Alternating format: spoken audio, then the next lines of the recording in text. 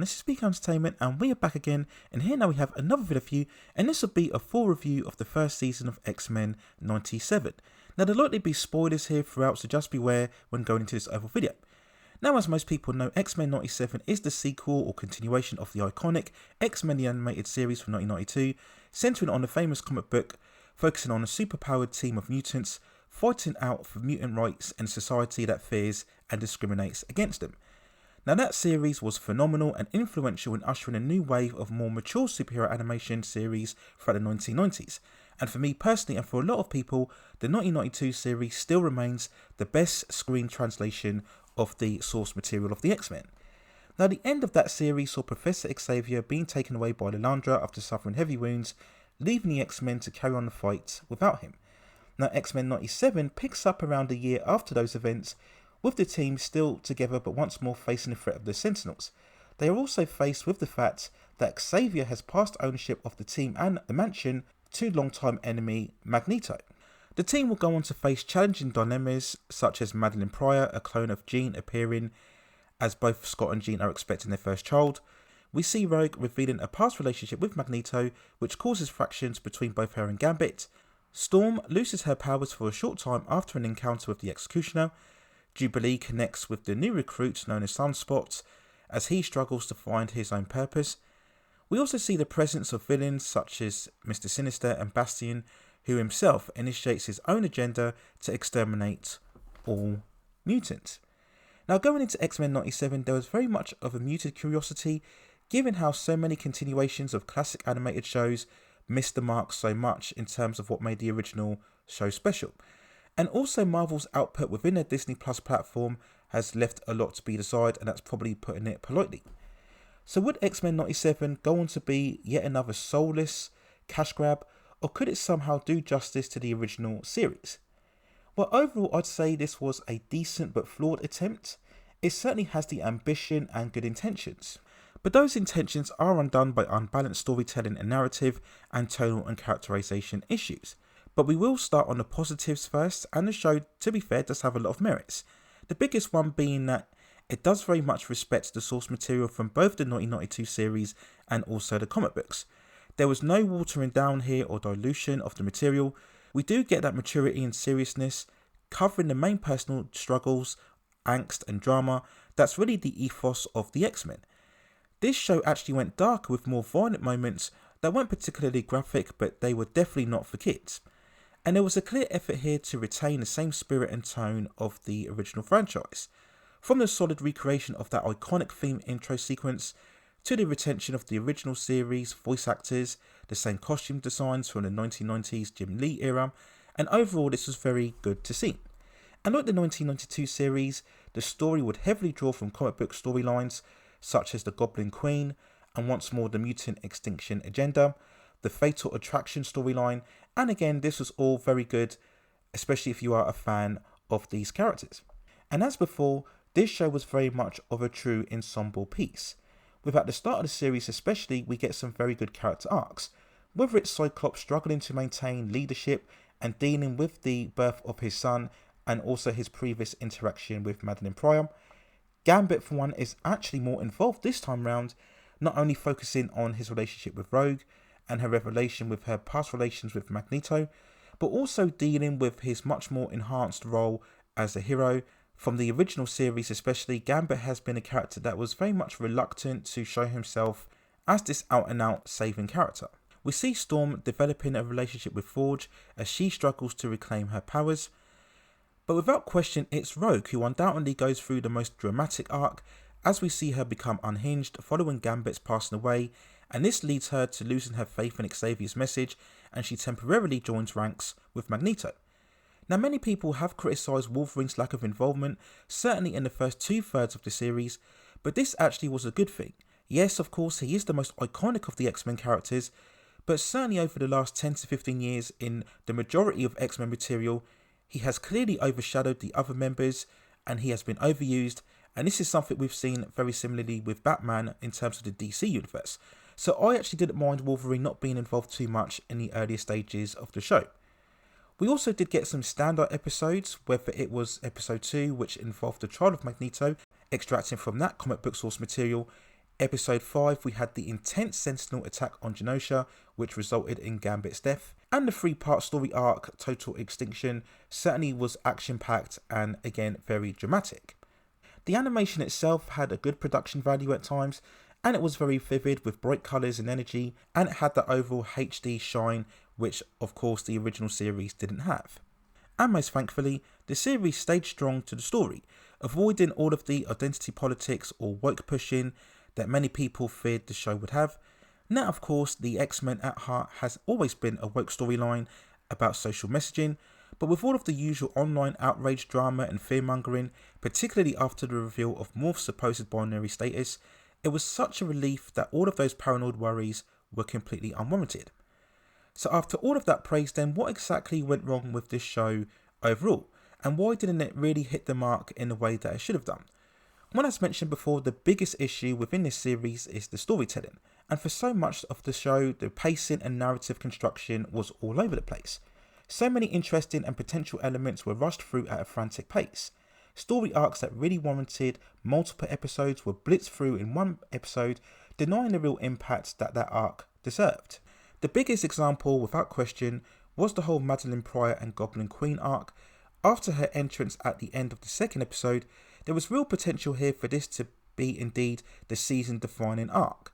So many of the characters that appear throughout the story could have been steadily introduced, and therefore it would have carried much more impact. But the next episode speeds through the origin so much in terms of Madeline, her transformation, we have Sinister's involvement, we look at Cable's appearance and origin, the whole legacy virus, as well as multiple battles, and all of it just ends up being a blur in terms of audio and visuals, and then it's largely forgotten about. We then had Storm's arc, which initially was very interesting, having her lose her powers and deal with her mortality. But ultimately, this story lost its spark. Her relationship with Forge just happens really out of the blue, and when she returns back with her powers and her original costume from the comic books, the more black and golden look, it ultimately didn't amount to anything when we came to the final battle. And in terms of not amounting to much, we then had Jubilee's and Sunspot's 90s arcade adventure in the 4th episode, which was nothing more than nostalgia filler and again took time away from Storm's development. Now, as well as good character work, we did have other characters that weren't quite as utilised, when we look at the likes of Beast, Morph, Bishop and Sinister in particular. We then, of course, have to mention Rogue's dark turn, which from the perspective of the series, was developed very well. But when you look at it more in terms of the source material, and if you are a fan of her original character, this whole transformation in terms of her character was definitely at odds with what her character should be. Rogue, yes, has always had that inner angst and feistiness and anger, but she would never go against the X-Men, or indeed go into an angry rage and start destroying buildings. We had that intense moment, I believe, in the 7th episode, where she actually throws somebody off a building with the intention of killing him. And that very much goes against what the X-Men characters are all about. So by all means, you want to show the emotional struggle that Rogue is going through, but I do think the show took her dark turn too far. We then look at Magneto's EMP global attack, disabling all of the world's electricity, and again, I think this was going too far, presenting Magneto as perhaps an overpowered character. Yes, by all means, he's been one of the most powerful mutant characters, but to have the ability to disable the entire world in such a quick instance, I think again was over-exaggeration. And the main ramifications of this event are never explored. Something like this would result in thousands of deaths, people trying to function about their daily activities, all of a sudden having the resources disabled, again would result in multiple deaths or casualties. And the show never addresses this event again once it happens. The series did feel at times also like it was cherry-picking famous moments from comic book material, taking certain panels and comic book covers without really following those stories through. Again, a lot of the time this would have taken multiple episodes to actually utilise the story fully, but it was just throwing all of these moments on screen which looked very impressive in terms of a visual recreation, but it didn't really do the story's true justice.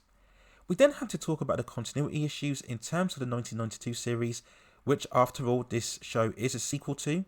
But however, there were many times when the canon became compromised. We look at Rogue's story, and you mean to tell us that she actually met Magneto before she joined the X-Men?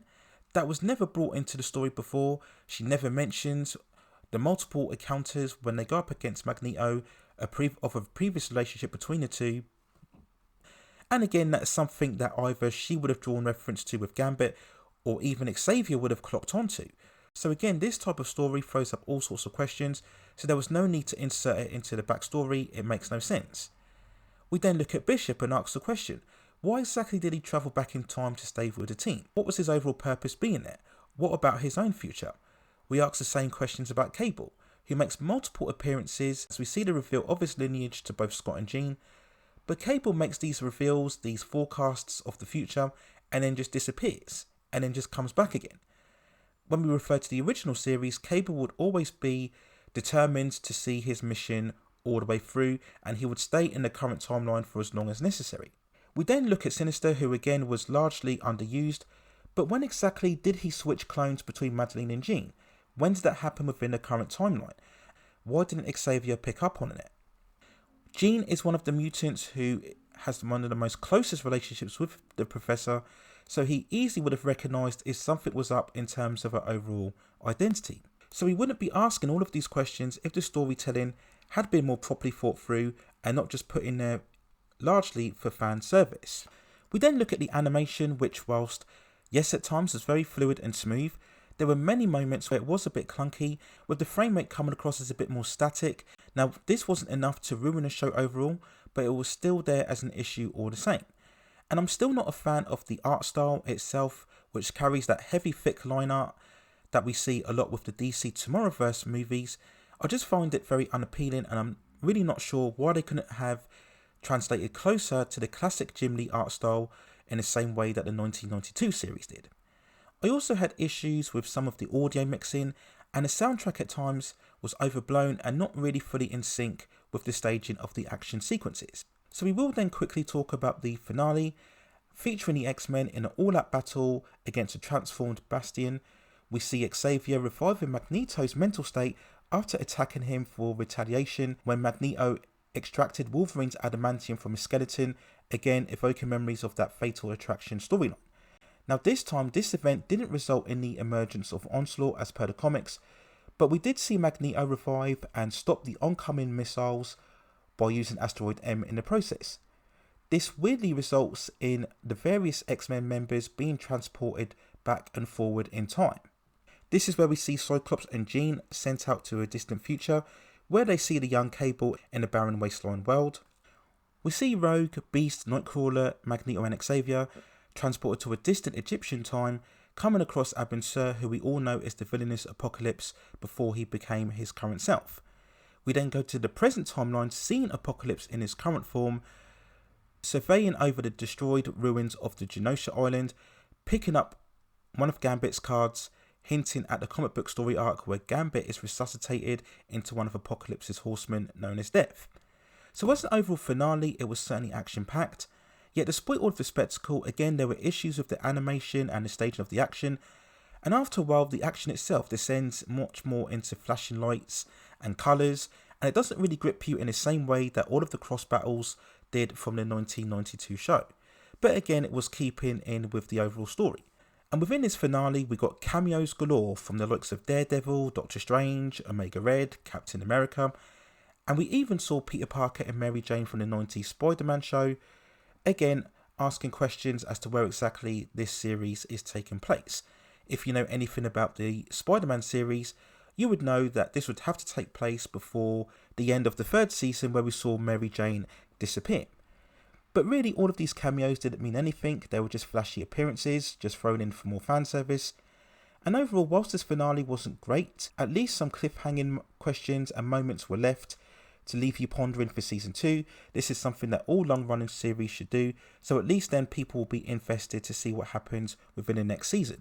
So in summary then, when looking back on X-Men 97, we asked the question as to whether it was an overall success or failure, and once more I'd say it was a decent attempt at trying to stay faithful and true to an iconic story and series, but it wasn't executed fully to the potential that it deserved.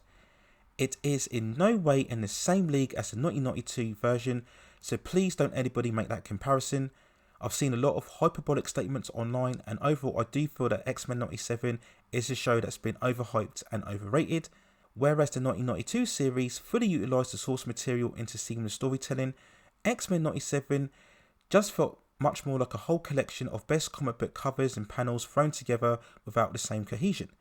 A lot of it feels like shock moments or gimmicks to be trending much more online in terms of the conversation, but as a series, X-Men 97 is definitely another strong argument for weekly episode releases as opposed to the binge model, and that release strategy has definitely helped to the constant traction and conversation that has gained X-Men 97, especially online, and that was one of the key factors why I believe the show has been renewed. Whilst it's been speculated about the show's viewing figures, that they haven't been that great in terms of the Disney Plus platform, the show has made enough of an impact to generate interest, so I can at least give it credit for that. And we do know that already a third season is in early development. So can X-Men 97 one day come anywhere close to matching the standards of the original? Well, if it can refine its storytelling and just fine tune in terms of the pacing, not trying to cram everything into one singular episode, and have a bit more poise and sophistication in terms of its overall narrative, and also sharpen up the animation, then perhaps it can come some way close to overall matching the huge standard of the original series and also becoming a great animation show in its own right. But at this stage, it's not quite there yet. It's not a complete failure, but there is definitely room for potential and overall improvement. So those are my overall thoughts and feelings when looking back at X-Men 97, a review of its first season. Let me know what you think in the comments below. And if you have any other further topics, movies, television series, or any other issues within the pop entertainment and culture scene that you'd like to see me cover within the channel, then also let me know and I will see if I can provide further content for you in the future. Please also hit like the subscription and notification buttons so I can provide you with more high quality content like this in the future. But that's it for now. Take care of yourselves and I will see you very, very soon.